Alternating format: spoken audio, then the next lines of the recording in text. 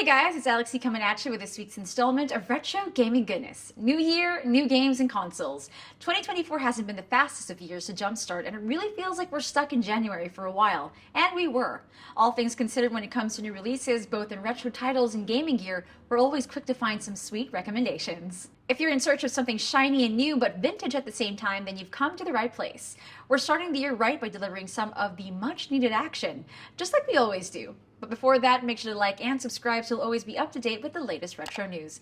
Click that bell icon so you'll know exactly when our news goes live. Let's go!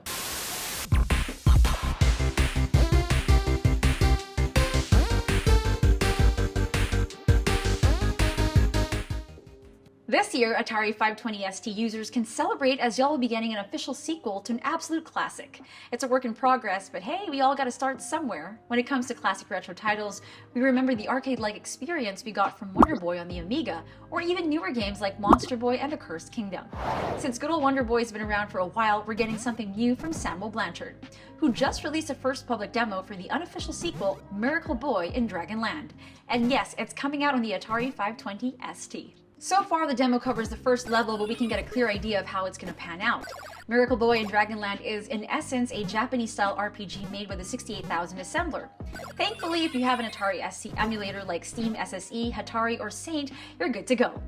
It's also worth noting that it'll be compatible with all Atari ST consoles with at least 1 MB of memory. So if you wish to recreate those Wonder Boy memories, we'll keep you posted on this game's development. Moving on to the Atari XL and XE because we're taking things to space. Vega, Kaz and Miker have just dropped their newest polished version of a 90s game called Cyborg Warriors, a cool extraterrestrial side-scrolling shooter originally released in 1991 by Superior Software for the BBC Micro. While simple in mechanics, you can't deny the old-school action that this title brings to the modern gaming space, which happens in space. Cyborg Warriors sees players shooting and flying to the right, dodging or shooting just about everything. Gameplay takes place on strange planets featuring a variety of alien life forms, both big and small. Of course, you'll be thoroughly equipped with several weapons that you and a fellow player can choose from. Two-player action in space sounds like a party, especially on an Atari. So if space shooting is more your speed, Cyborg Warriors just might be up your alley. Now when it comes to news about the newest and potentially best retro gaming consoles, we can never dismiss rumors. I mean, after all, we want to get all the info we can to fuel the hype in our old school hearts. So since Anbernic's latest creation is making rounds on the internet, it's about time we chimed in. Anbernic's upcoming Anbernic RG556 console has yet to hit your local markets, but a few photos have been circulating online, and we gotta say, we're just a bit excited about it. With what looks to be one of their most comfortable and powerful handhelds, the retro console competition of 2024 has officially begun. So far, we see a 5.5-inch screen which is rumored to be an OLED panel, a Unisoc TA20 chipset running on Android, some full-size triggers, and comfy ergonomic grips. Pretty sweet, to be honest. Given its new chipset, we can expect a power boost that can run more modern retro titles from the likes of the PlayStation 2 and Nintendo's GameCube and Wii. Yes, they're actually considered retro at this point.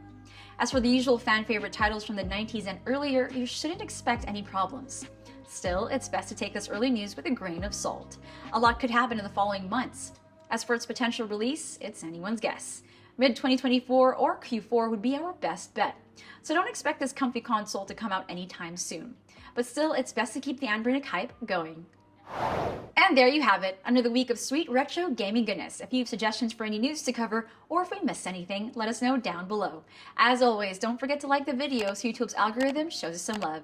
Again, I'm Alexi, and I'll catch you all again next time.